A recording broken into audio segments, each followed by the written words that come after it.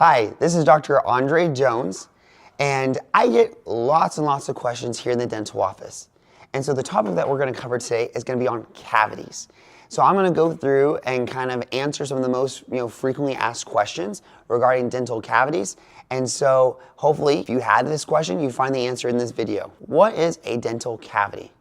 So a dental cavity is where bacteria has started to eat kind of through the tooth. And so as that bacteria has started to eat through the tooth, it starts to erode and decay the tooth. So a very common misconception is people think, well, sugar causes a cavity, which sort of, it's not sugar directly. What happens is the sugar actually feeds the bacteria. So you imagine you have this bad thing in your mouth and the sugar is making it stronger, making it more powerful. And so it fuels the bacteria then to go and decay your tooth. And whenever that decay begins to grow, it creates a hole. And so the word cavity means hole. What causes cavities? And so there's a variety of things that can cause cavities. The number one thing that causes cavities is not brushing our teeth, not flossing, our normal routine hygiene. So a lot of times we can start to see this stuff build up on the teeth. Like, there's just sticky white stuff. That's called plaque. Well, plaque is filled with billions of bacteria. And it sometimes can be a combination of bacteria and food.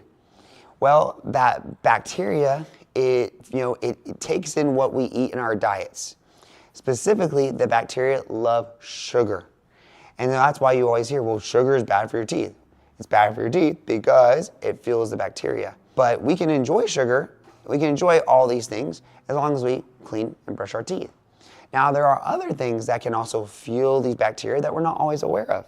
So there are things that we eat that actually break down to sugar. For example, anything that is a carbohydrate. A carbohydrate is multiple sugars connected together. So what are some examples of carbohydrates? Pasta, rice, potato chips, crackers, all of those things, even fruit have carbohydrates. And so, it's like, well, do I just stop eating all those things? Absolutely not. As long as you clean and brush your teeth, you can enjoy every one of those things in your life. That is like the most common way that kind of cavities form. And of course, there can be things like acids and sodas that also weaken the teeth that allow the bacteria to invade. When you come into a dental office, there is a specific technique and way in which we check for cavities.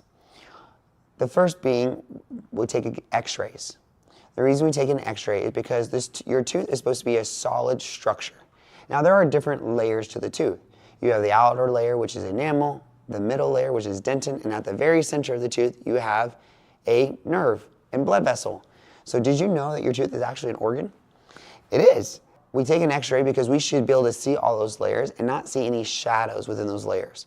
A shadow within those layers would indicate that there has been a breakdown of the tooth. Well, what is breaking down the tooth? In most situations, or very commonly, is a cavity. So the first step is we take an x-ray. Now, x-rays, because it's a flat image of a person's mouth or tooth, we can't always tell based on that if there is a cavity. So then the next step we do is we go in and we do an exam. So the x-rays kind of help us hone in on an area, but we always check in a person's mouth and we do exam. And through that exam, we have a special tool where we feel the tooth, and we're just feeling to make sure that we don't find any weakened spots or spots that are already breaking down. Because ultimately, we want anything that is there, we want to catch it early. And we want to catch it early because we don't want you to end up in pain with an infection or needing more advanced treatment that we could have handled at the smallest stage. And so that is a way that we look and detect for cavities. So when we find a cavity, we like to go through and explain the different stages because there are actual multiple stages of a cavity. And why is that important? Because the treatment is dependent upon which stage it's in. So there is actually 5 stages to a cavity. And so the first 2 stages are classified as E1, E2. That E stands for enamel, and then the 3rd through 5th stages are D3, or D1 through D3. D stands for dentin. And as you can imagine, as you move up the stage, that means it's just deeper in the tooth.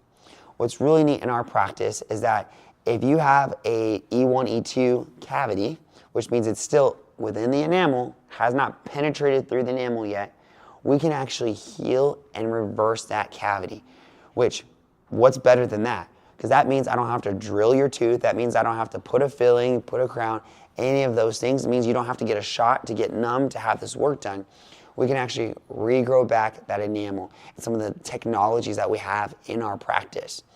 Because we never want to put someone through something that is, one, not necessary, but two, we always want to do the most conservative approach for treatment, because if it's conservative, then a lot of times it means that we put you through less discomfort.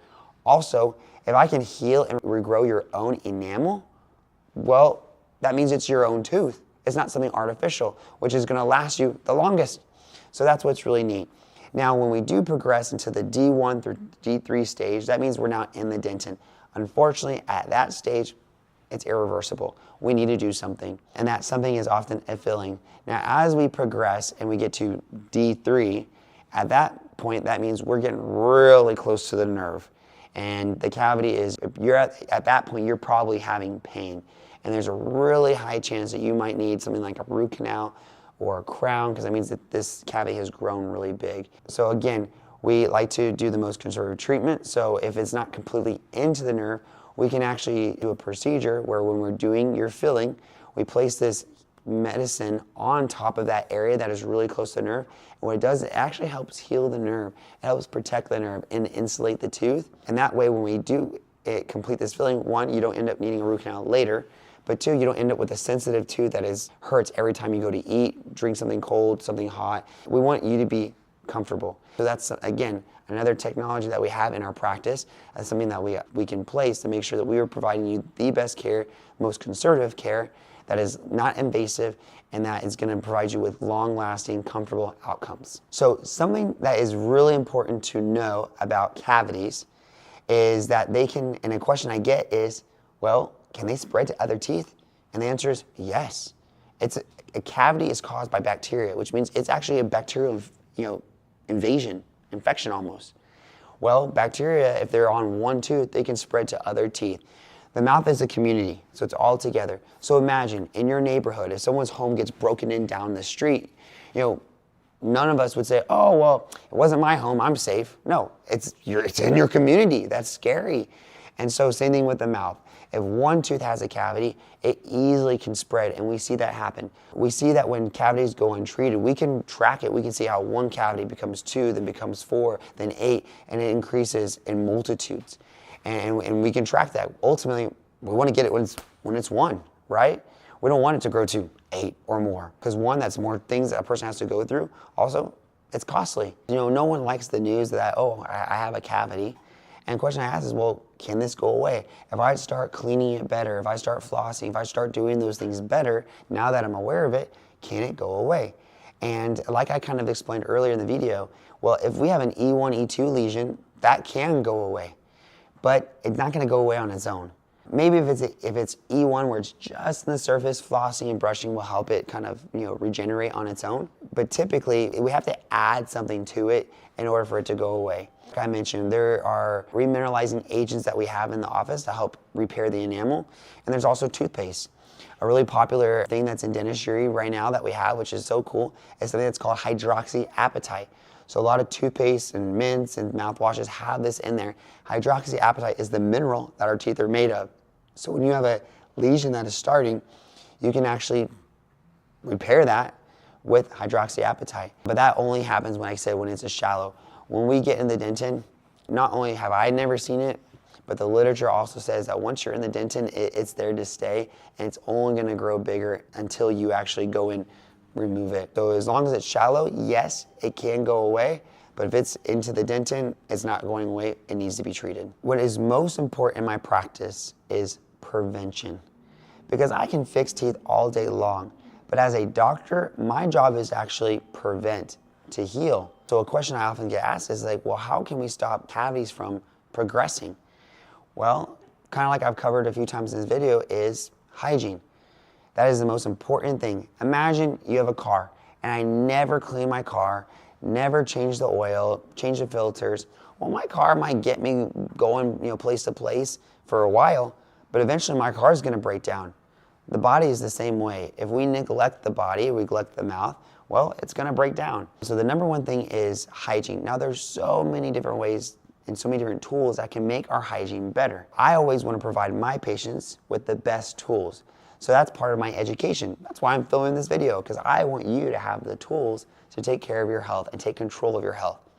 So some of those tools will be like an electric toothbrush, a water pick, and then there are also things like, mouthwashes and sprays and toothpaste that are actually better than what you can find over the counter.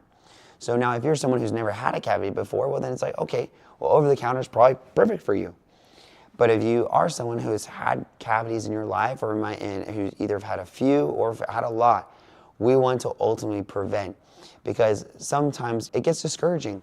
It's discouraging if we've had lots of cavities. So it's important to note, no matter how far your dental journey has gone, it can stop. It doesn't have to continue. My goal always is not just to fix a person's teeth, but help them, provide them the tools to take control of their mouth, take control of their health, and really prevent future problems from occurring. How long does a cavity filling last?